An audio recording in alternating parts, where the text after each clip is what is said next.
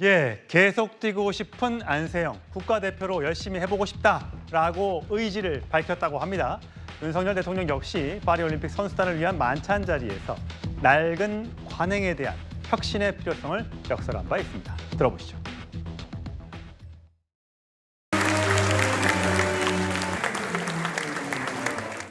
우리 안세영 선수의 저런 경기를 보여주기 위해서 얼마나 피나게 그 노력을 하고 낡은 관행들은 과감하게 혁신해서 청년 세대의 가치관과 문화와 의식에 맞는 또 자유롭고 공정한 이런 훈련 환경을 만들어내야 됩니다.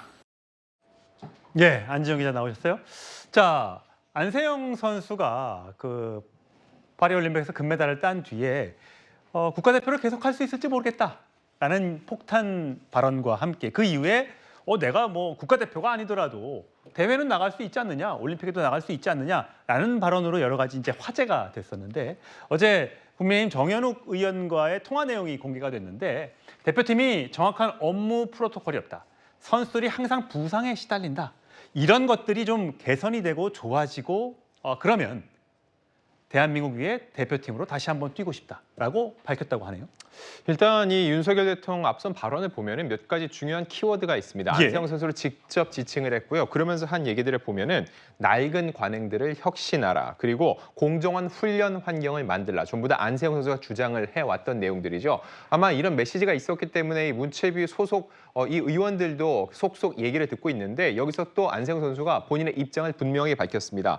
이 정연욱 의원과의 대화에서 나오는 얘기들 정리해 보면요. 일단 그 나이 제한 등에 대해서 대표팀 이런 부분들을 없애야 된다. 그리고 부상 관리 등에 대해서도 정확한 프로토콜을 갖고 이 선수들을 관리할 필요가 있다는 얘기를 해주고 있습니다. 좀 더 구체적으로 들어가 보면은요. 현행 조건으로 신인 계약 기간을 보면 대졸은 5년, 고졸은 7년인데 이게 또 보면 연봉 상한선이 7%로 규정이 돼 있다는 거죠. 결과적으로 볼 땐 이게 선수들이 자기의 그 상황에 맞게 그리고 실력에 맞게 평가를 받아야 되는 게 있는데 규율에 따라서 그들이 아무리 열심히 일을 해도 정당한 대가를 받을 수 없다는 거죠. 예. 즉 동기부여가 안 된다는 겁니다. 이런 부분에 대해서 재차 얘기를 했는데 이거는 의원들과의 얘기라고 해서 안세영 선수가 새롭게 한 얘기가 아닙니다. 그동안 본인이 해왔던 얘기들의 연장선상이라고 볼 수 있고요. 현재 4주 정도 무릎과 이 발목 통증 때문에 치료를 받고 있는데 향후 이 대표팀 활동에 대해서도 당연히 대표팀을 더 뛰고 싶고 완화가 된다면은 또 대통령을 위해서 뛰고 싶다는 얘기를 분명히 했는데 중요한 거 지금 상황 속으로는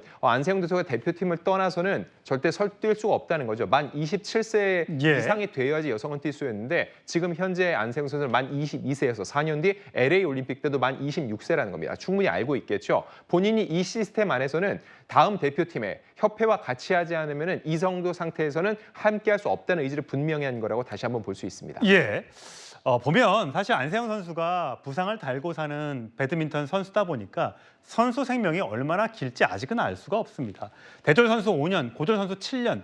이렇게 들어온 다음에 연봉이 연간 7% 이상 정도밖에 오를 수가 없기 때문에 과연 내가 이렇게 하다가 7년 안 돼서 몸을 다쳐서 선수 생활을 접게 되면 이 선수들은 돈도 벌지 못하고 결국 앞으로의 미래가 사라지는 것 아니냐. 여기에 대한 두려움이 있으니 좀 협찬도 좀 받을 수 있도록 해주고 그다음에 연봉 제한선도 좀 완화해달라라는 게 우리 안세영 선수의 주장인 것 같습니다. 이제 이 부분들이 국회에서 또 문화체육관광부에도 보고가 됐고 또 윤석열 대통령에게도 아마 알려졌을 테니까 이 부분이 어떻게 개선이 되는지는 조금 더 시간을 두고 지켜보면 되겠죠.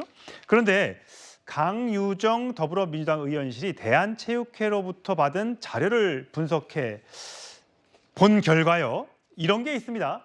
이번에 그 다른 협회의 임원들과는 달리 배드민턴 협회의 임원들은 비행기를 타고 파리에 갔을 때 비즈니스석을 많이들 이용했고 항공료 이용을 보면 8명이 비행기를 타고 갔었는데 안지영 기자, 임원 중 8명 중에 8명이 전부 다 협회 지원으로, 협회 돈으로 비행기를 타고 갔고 반면에 양궁협회나 탁구협회, 사경연맹 등은 본인 부담으로 갔다. 이건 어떤 얘기입니까?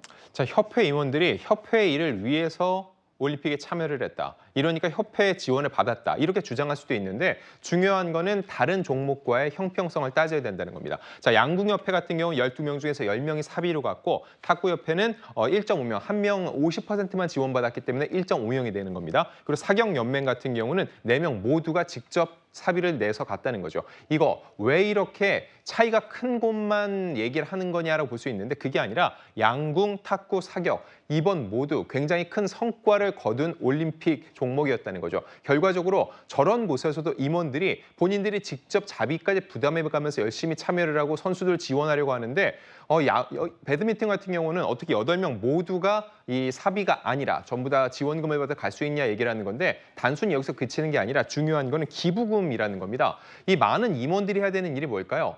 협회에 소속돼 있는 선수들이 더 많은 지원을 받을 수 있도록 기부금, 후원금을 모집해서 그 선수들을 지원하는 게 목적이라는 거죠. 그런데 지금까지 배드민턴 최근에 보면 기부금이 5년간 0원이었다는 겁니다. 즉 본인들이 임원들이 해야 될 일을 충실히 해오지 못하면서 오히려 협회 지원은 다른 협회와 비교할 때 더 많이 지원을 받아오고 있다고 하니까 비판의 목소리가 커지고 있는 거죠. 예, 그러다 보니까 이제 뭐 늘 양궁협회 얘기가 나오고 정의선 현대차 회장의 이야기 이름이 언급되고 있는 것 같아요. 그래서 이번 기회에 배드민턴 협회나 이런 비인기 종목의 협회장을 삼성 같은 대기업이 맡는 게 좋지 않겠느냐라는 이야기까지 나오고 있습니다.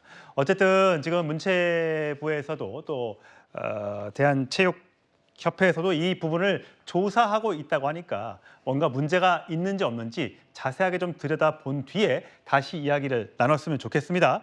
자, 우리 선수들 해병대 캠프를 보내느냐 마냐를 놓고 문체부와 체육회 사이에 갈등이 있었는데 그 당시의 영상 보고 오시죠.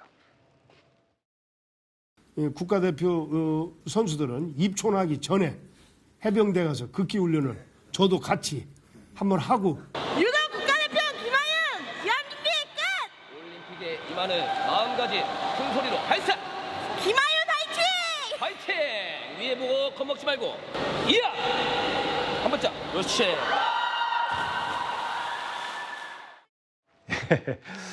정신력을 강조하는 건 좋은데 과연 지금이 저렇게 해병대, 정신력 모든 것을 저런 걸로만 해야 되는 시대인가라는 걸 가지고 논란이 좀 있었다고 하죠. 자, 파리올림픽은 끝났는데 우리 대한민국 대표 선수들의 근황 어떻게 지내고 있나 계속해서 관심이 있는 모양입니다. 자, 선수들의 영상 준비했습니다. 주면 한 발 쏴야지. 그때 좀 특별히 하는 마인드 컨트롤이 있어. 나 빼고 다 이게 장도연님께서 얘기해줬던 말이거든요. 멋있다. 이게 MG인가? 이미 윙크보이로 활약을 했기 때문에 절대로 숨을 수가 없어. 진짜 계획한 게 아니라 저도 모르게 진짜 나온 거였어요. 원래 화살만 쏜 줄 알았는데 너무 좋았나 봐요, 진짜 그 순간이. 워낙 젊은 선수들이다 보니까 저렇게 일상생활로 돌아와서도 저런 유튜브의 방송에 스스럼 없이 출연도 하고요. 본인들의 근황을 전하는 저런 게 너무나 자연스러운 것 같습니다. 4년 뒤 LA 올림픽에서도 멋진 선전을 기대해 보겠습니다. 저희가 이번에 올림픽에서 누가 가장 잘했느냐라는 거 설문조사를 한 결과가 있어서 소개를 좀 해드릴까 합니다. 예, 안정 기자. 네. 파리올림픽에서 활약한 선수 5% 이상만 기재를 했습니다. 1등이 압도적으로 안세영 선수가 높네요. 네, 일단 세계 랭킹 1위에 금메달 그리고 소신 발언까지 하면서 대중적 지지를 받고 있는데 저 순위를 보면은 또 하나 특징적인 게 뭐냐면은 금, 은, 동 순이 아니라는 겁니다. 여기서 보면 신유비 선수는 동메달이고 네. 김예지 선수는 은메달을 땄죠. 그러네요. 이제 메달 색깔이 아니라 그 선수들이 이런 과정에 있어서 어떤 과정을 밟아왔고 또 그 후에는 어떤 행동을 보여주는지 발언 하나하나 대중들이 좀 더 복합적으로 선수들을 평가한다고 볼 수 있고 단순히 이게 인기 투표라고는 볼 수 없겠죠. 적어도 지금 이 시점에 안세영 선수가 본인의 소신 발언 사실 모두가 즐기고 본인도 그냥 가장 크게 웃을 수 있는 이 시점에 후배들을 위해서 더 나은 환경, 4년 뒤 LA 올림픽을 위해서 지금 당장 고쳐야 될 점에 대한 목소리를 냈기 때문에 저렇게 많은 지지를 받고 있는 것으로 보입니다. 예, 정 변호사님 어른이시니까 네네. 사실 안세영 선수와 신유빈 선수가 이제 비교하시는 분들이 계세요. 네네. 신유빈 선수는 광고 모델을 이제 광고 모델이 됐는데도 1억 원이라는 돈을 쾌척하고 어렸을 네네. 때부터 기부 활동을 해왔다는 점에서 굉장히 인성이 좋은 선수. 네네. 안세영 선수는 어쨌든 그 불합리한 관행을 고쳐야겠다는 그런 진실함은 있지만 결국 이런 것들이 혹시 본인의 영달과 혹시 프로 선수로서 가져야 될 어떤 돈 때문인가라고 또 오해하시는 분들도 계신데 어떻게 보세요? 글쎄요, 뭐 다른 걸 다 떠나가지고 특히 광고는 호감도 아니겠습니까? 신유빈 선수는 그 뭐라 그럴까 굉장히 유리한 입장에 있을 수 있는 게 저도 여러 번 봤는데 어렸을 때 뭐 5살 때부터 뭐 삐약이 시절부터 그렇죠. 그런 예능에 게 나왔죠. 스토리가 쫙 이어져요. 그 다음에 하는 행동이 하는 행동이 예. 뭘 해도 다 이뻐요. 그래서 앞으로 바나나 우유를 많이 먹겠다. 저부터도 이제 그런 생각이 드는데 그런데 안세영 선수 진짜 굉장히 큰 활약을 했는데 그 다음에 용기 있게 저런 협회의 문제점들을 조금 전에 보지 않았습니까? 예. 그 배드민턴 협회 임원들 그 다음에 이제 배드민턴 협회가 이전부터 이런저런 이야기들이 많이 있었는데. 그럼에도 불구하고 저런 것들을 지적하는 시점에 있어서는 조금 아쉬움이 있었던 것이 아닌가. 오히려 그렇기 때문에 다른 선수들이 특히 이제 동료 배드민턴 은메달 따고 이렇게 메달 딴 선수들한테 약간의 그 피해가 있었던 것이 예. 아닌가. 이런 부분들에 대한 아쉬움은 있을 수밖에 예. 없다. 그런 생각은 듭니다. 예, 안세영 선수가 또 그 부분에 대해서는 반성하고 사과했으니까요. 앞으로 또 활약 더 기대해 보도록 하겠습니다.